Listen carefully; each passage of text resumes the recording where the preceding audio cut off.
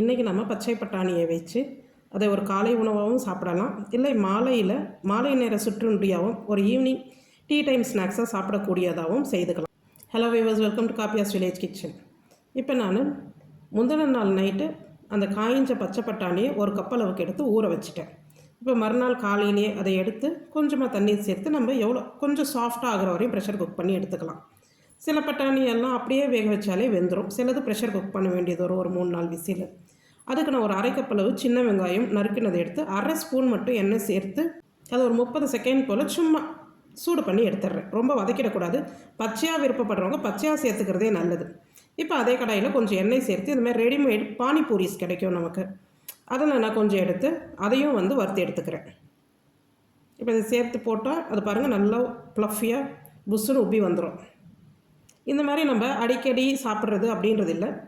வெளியில் நம்ம பிள்ளைகளுக்கு ஜங்க் ஃபுட் வாங்கி கொடுக்கறதுக்கு பதில் நாமளே வீட்டில் இந்த மாதிரி சின்ன சின்ன சாட் ரெசிபீஸ் இல்லை நம்மளுக்கு ஏற்ற மாதிரி ஹெல்த்தியான அந்த ரெசிபீஸை ப்ரிப்பேர் பண்ணிட்டா நல்லது. இப்போ அந்த அவிச்ச பட்டாணியை எடுத்து ஒரு பேனில் சேர்த்துக்கோங்க. பட்டாணி ரொம்ப சாஃப்ட் ஆகிடக்கூடாது, மென்று சாப்பிட்ற அளவில் இருக்கணும். அந்த வெங்காயத்தை சேர்த்துக்கோங்க. ஒரு கப் அளவுக்கு நான் மிக்சர் சேர்த்துக்கிறேன். அதே மாதிரி இந்த பானிபூரிஸை நல்லா உடச்சி சேர்த்துக்கலாம். இதில் உப்பு, சாட் மசாலா எதுவுமே சேர்க்க தேவையில்லை.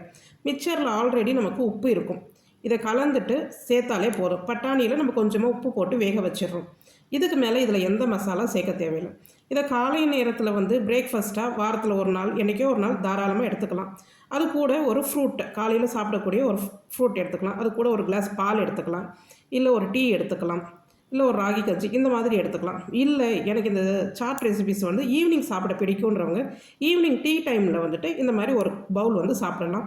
நைட் நம்ம சாப்பிட்றதே ரொம்ப குறைஞ்சிரும். ஒரு இட்லி, ஒரு தோசை அந்த மாதிரி சாப்பிடலாம். இந்த மாதிரி நீங்களும் செய்து பார்க்கலாம். உங்களுக்கும் பிடிச்சிருந்தா நம்ம சேனலையும் லைக் பண்ணுங்கள், சப்ஸ்கிரைப் பண்ணுங்கள். நன்றி.